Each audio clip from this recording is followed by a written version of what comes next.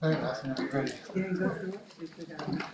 Oh, the basketball meeting is in Parkville. Jenna, are you here for the basketball meeting? Oh, no.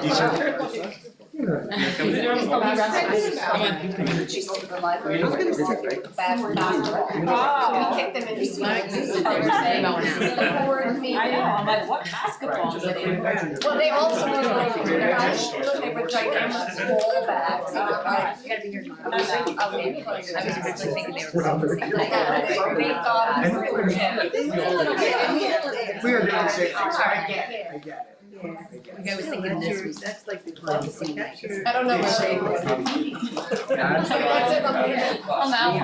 or maybe I'll put on the sign this time. Right. I'm not sure what he Christmas. unless he's. Let's read this up.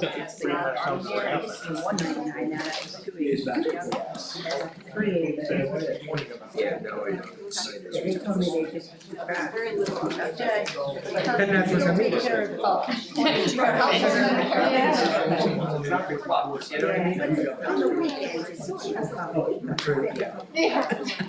And then you throw our group on top of that. I say, That's who you want to. that's who's gonna make the stomach all for the week. Good answer. Right? So the people that I think that is a perfect lead. see. I'll say that. I like that. Okay, I call the meeting to order. This meeting is being held according to New Jersey Open Public Meetings Law, and all the proper notifications have been made in all the proper places. Please stand for the flag salute. I pledge allegiance To the flag of the United States of America, and to the republic for which it stands, one nation, under God, indivisible, liberty and justice for all. Roll call. Kathleen Adam. Here. Emily Castellani. Dodi Fernandez. Caitlin Fredo. Here. Mandy Joust. Here. Jennifer Naus. Here. Laura Longberg. Here. Mickey Perez. Here. Ralph Smith. Here. Okay. I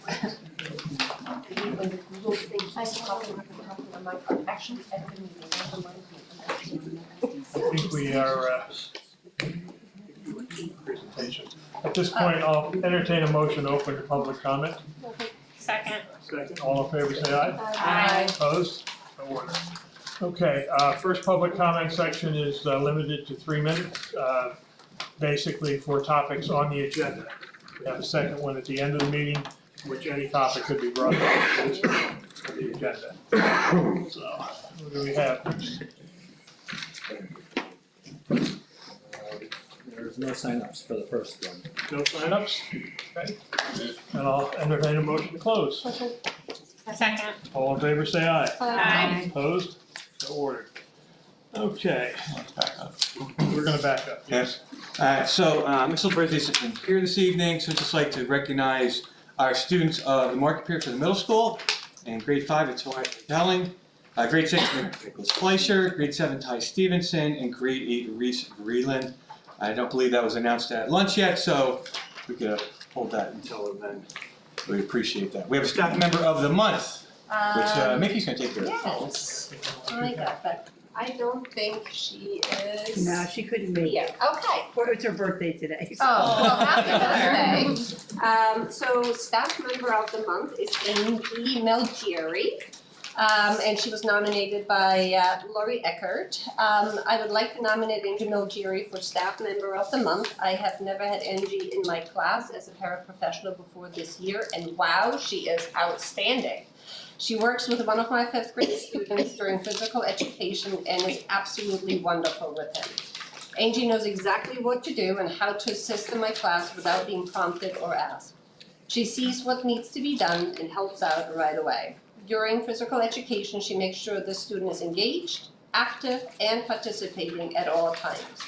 Angie has a great disposition with the student and keeps him moving. In addition, she assists with other students when needed. I'm very fortunate to have a paraprofessional like Angie Melgieri in my class. For all these reasons and more, I would like to nominate Angie Melgieri for staff member of the month. Congratulations. And Yep, I'll take care of it. Thank you very much. Absolutely. Why don't you sign it as acting vice president? That's right.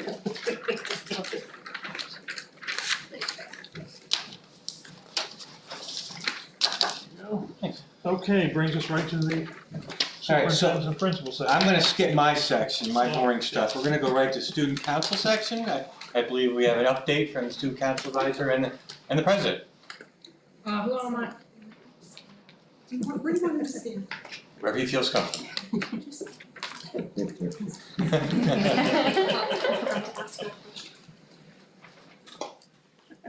Hello, my name is John McCarthy, and I'm the president of Frankford Central School Student Council. We start the year very busy, and here are the activities we currently have in progress. Food drive. Our food drive for local food pantries began on November 3rd, and we'll be completing this food drive November 16th, this Wednesday. We hope you'll be able to collect a lot of food for the people in need. We've also been asked to help out the PTA Holiday Craft and Vendor Fair here at the school on Saturday, December 3rd. We'll be helping Santa and doing holiday crafts with young kids. We've also set up a date for the Winter Pep Rally, which will be tentatively on December 9th during period 9. We are looking forward to doing this. Student Council received a request from Project Self-Sufficiency to help with their annual Stuff the Stocking drive. The agency is asking for new unwrapped toys and gifts for babies, children, and teens. We will be getting the information out soon. We also decided to host a holiday shopping night, which will give parents an evening opportunity to go out and shop for Christmas while we watch the kids. This will be on December 8th here at the school. Time will be determined. There will be student council members there to play games and do fun, safe activities with your children, grades kindergarten through 4th grade. Miss Sadowski and Miss Insala will also be there too. So your child plays while you shop for the holidays. That's all we have for now. A student council member will update you on these activities next month. Thank you so much for listening and have a good night.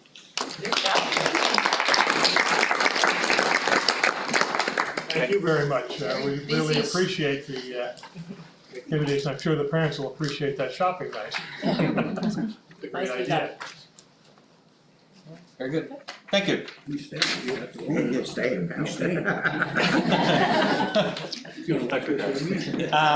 And I just have a couple things to follow up on some of the activities he had mentioned. The girls on the run, they did their practice run, and I think they're ready to go. That was successful to kick off.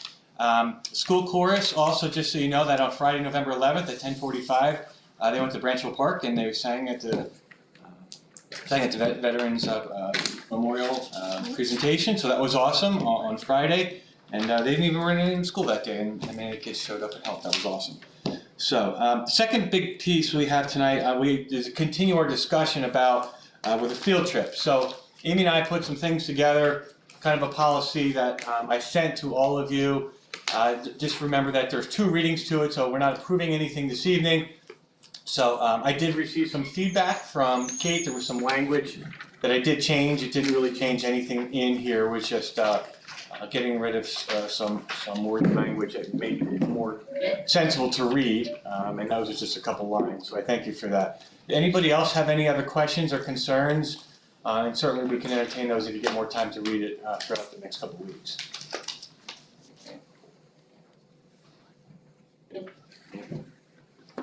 Concerns or questions? Not yet. The only other piece we're still researching is what we had talked about vetting the individuals for, I guess, overnight trips. We also have to consider how far down does it trickle down to? Are we vetting parents for also classroom moms, or is this just for overnight trips? So I think we need to kind of figure out how far down we're going to go to make sure that whoever comes into this building has some kind of background check. We found 2 companies. One company will actually do the background checks, but they have to pay us, and then we are the middlemen. We found another one. I found the School Boards Association conference where the parents would go right on, click on the website, pay the fee, and do the background check, and then those results will come to us and the parent. So that one makes a little more sense. We don't have to be the middleman for the money. But right now we're looking at it anywhere between $35 and $40 or $45 based on how deep you really want to go with the background checks. They can be up to $150 or even more specific, which I don't. They didn't recommend. Most schools like Byram, it's at the $40 price point, and they seem to it works well for the community. So. I would, just as a discussion sake, I would say that anytime there's a field trip that would involve parents being unsupervised, or they're not with a certified staff member, would be a good line drawing piece.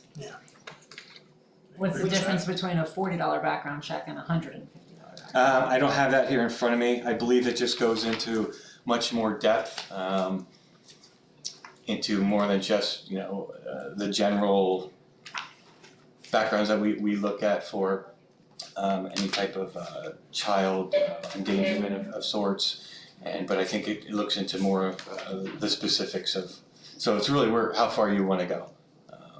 Amy did most of this research. I apologize, she's not here today, but she has all that stuff in front of her. I can send you the brochure. You can look into it and see how specific it actually gets. I think usually it covers financial backgrounds, which doesn't really apply for us. Gets into a whole lot more different levels. So. Right. But I will send that to everybody. So unsupervised with children on field trips. That's actually a good add-on. Okay. Which would exclude the need for like a class mom or helping out in a school party for Halloween. Right, because they'd never be alone, so. Right. Yeah, and things like when we have the. So now that would, if this passes, obviously the current class parents would all have to do that now. Would go into effect the moment that you pass the policy.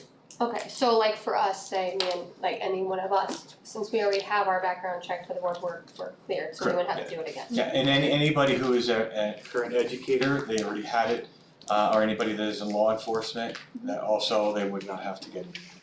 So We they're done. talked about putting like a time frame on it, right? So then. That's something else you'd have to decide too. You wanna go 2 years, you wanna go 3 years? That would be certainly up to the board of how far they wanna go with it. I could also look and see what Byram, I'm not sure, I think Byram has 3 years where it expires, which to me kind of makes sense. I think. And then also if we had a family that couldn't afford to do that, we said we were going to do something for that, correct? Yes. Okay.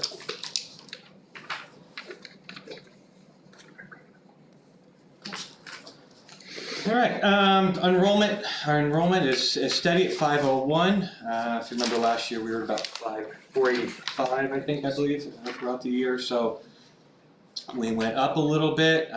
We have no HIBs this evening. We did our student council update. Going into our board committee section, some of our monthly activities, what we do have coming up are parent-teacher conferences. So Friday, parent-teacher, there's an early dismissal. And then we have parent-teacher conference till 3 o'clock, and then on Monday and Tuesday, early dismissals with parent-teacher conferences in the evening. They're all 12:45 dismissal, and then the holiday recess begins on the 23rd. So starting on Friday, Monday, Tuesday, and Wednesday, they're all early dismissals.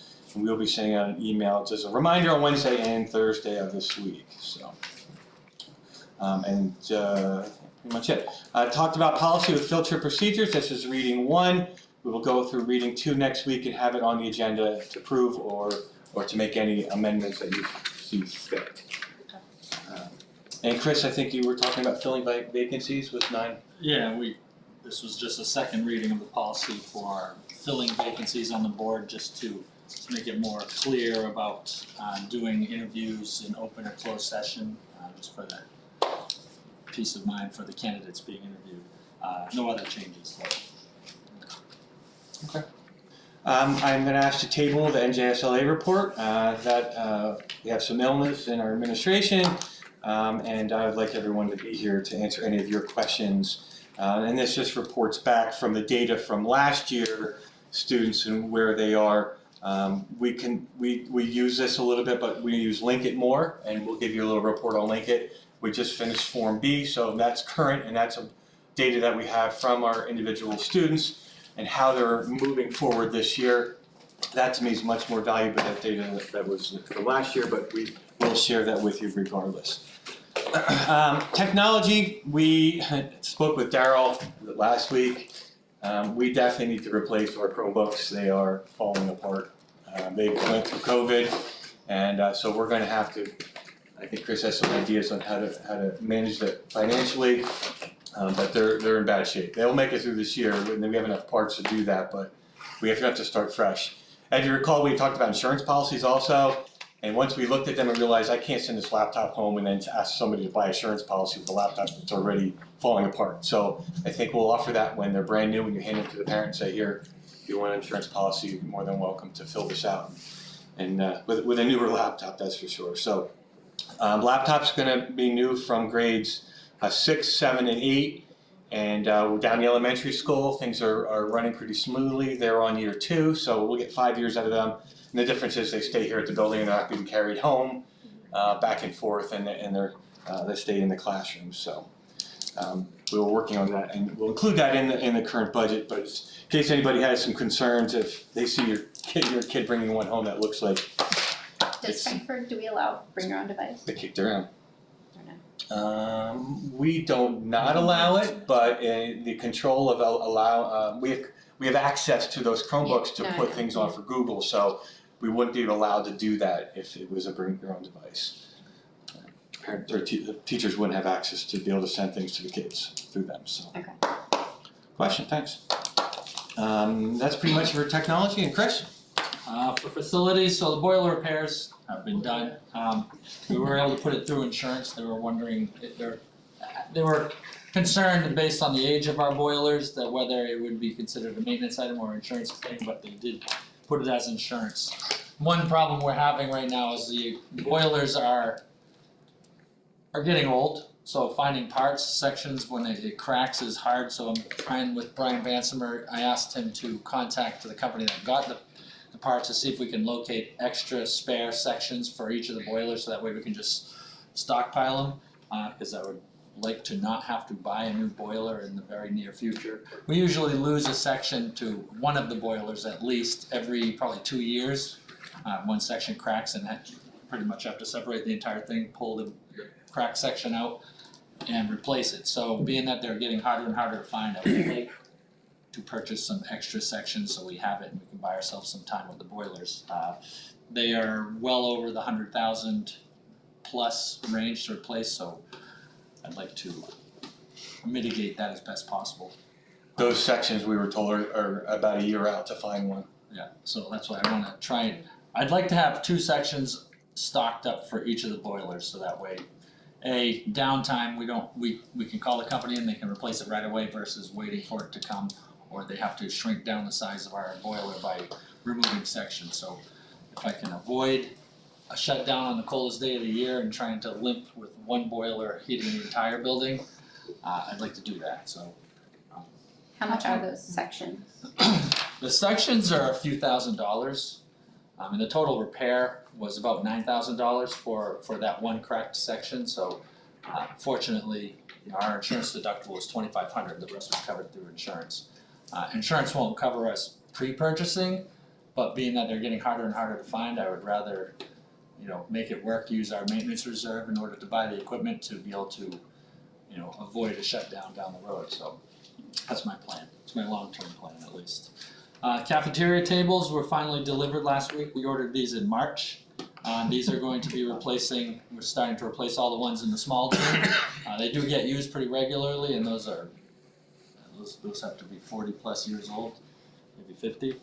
So those are finally getting installed by the maintenance staff. Same thing, the gym partition was repaired last Friday. That was another thing, we had ordered that repair to be done back in the spring as well, so it's finally able to be done. A lot of these companies, they're just short on staff like everyone else, so unfortunately. I did get estimates, we had talked at a previous meeting about the child study team trailer and the classroom unit at the end of the A-wing, right out here. Trying to look at costs for replacing, right now the estimates were over $2 million.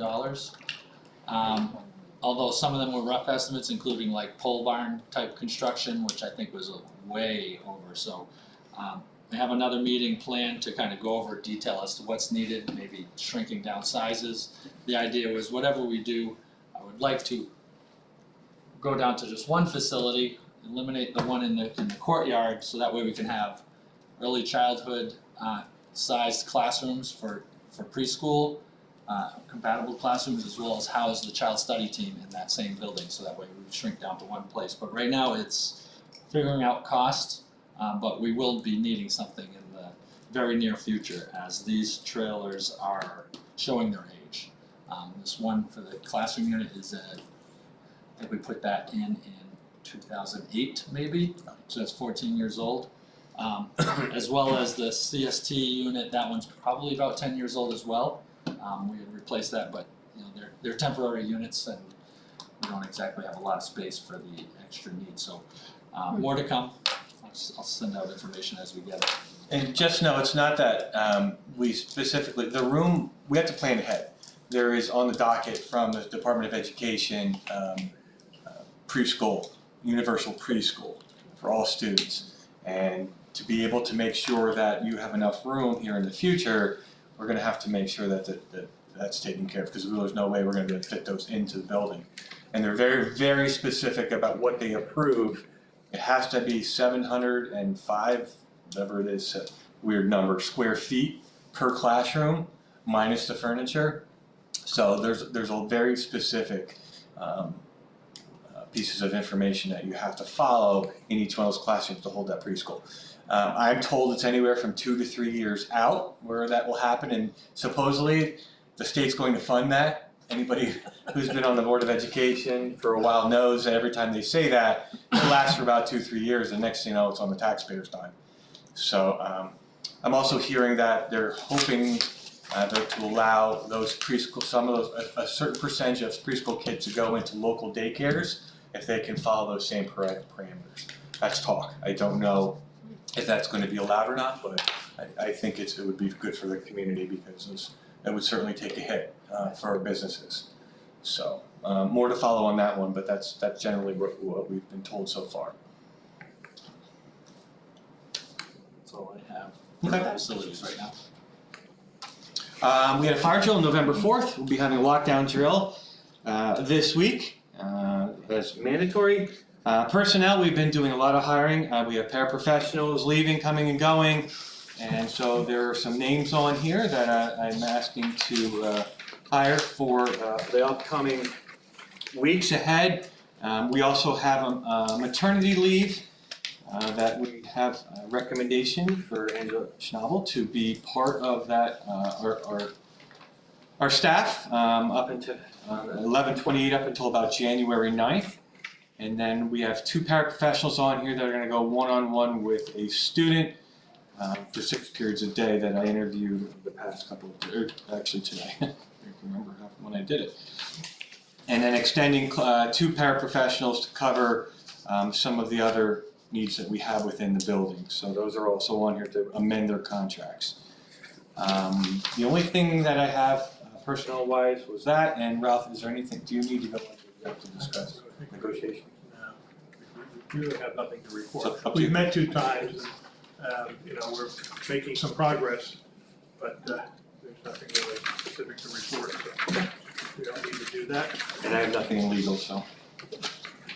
Okay, we're to consent agenda? Can I just ask you a question? Sure. On the class trip portion, we have 2 for 5th grade, we have 1 for 8th grade. 5th grade seems to be getting a lot of class trips, and we're, I don't know about 8th grade with parents coming and saying that about the overnight trip not being scheduled, and so are there more to come for Yes. 8th grade? Yeah, and they're working on scheduling all of them. That's just the ones that are approved right now. Okay. Yeah, they definitely have, they're working on 3 total right now. And they just went to West Point, right? Yep. Great. They already just did theirs. What is the ShopRite and Sparta trip for band members? That's probably, they always go there, the band and chorus usually go there Sing for and holidays. sing. Holiday sing? They entertain the customers. At ShopRite? Yeah. They usually did it at Newton, now they moved to Yeah. the slightly larger facility, they have done it for as long as I can remember. It wasn't last year, right? 'Cause- But I don't know with COVID, but Yeah. that definitely was a very regular thing, it's just that they have a little bit more space at the And we'll announce when they're gonna be there? Hmm?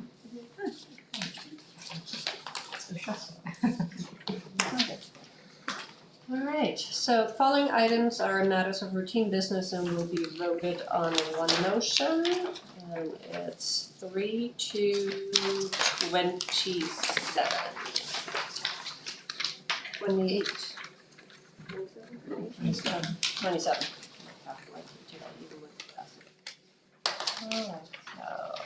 You're making that motion? I am making that motion. Is there a second? I'm seconding the motion. Okay, it's moved and seconded, and we need a roll call.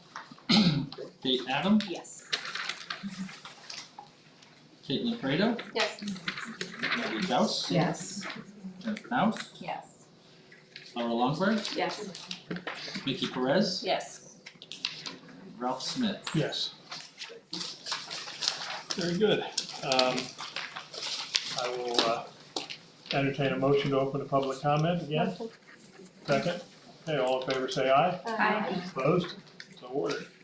I guess this second public comment section. Yeah. You have to write it down. Yeah, just sign up, please. Is there anybody else on there? No, just her. Okay, well, don't bother writing more. Yeah, that's what I was figuring. Go ahead. I just had a question about the nurse. Are we locked into this year for the whole year for the contract, or are we trying to find a school nurse other than the? No, we have a contract for this year. Okay, and in the future, are we going to try and advertise for a school nurse? Okay. Because what's the cost difference there? It's actually saved us about $10,000. Oh, it's cheaper Yes. to go with an agency versus a? Hmm. Okay, because in the past, we've always, whenever we had to have a field trip, it always seemed like the cost was so much more than to take a nurse, so. Okay, all right, thank you. I was surprised too, Lori. Yeah, no, there's just some concerns I have in terms of physicals and things that are going on. You know, and just different things, that's all, so I just. Seeing no one else, and I'll entertain a motion to close. Second. Okay, all in favor say aye. Aye. Opposed? So ordered.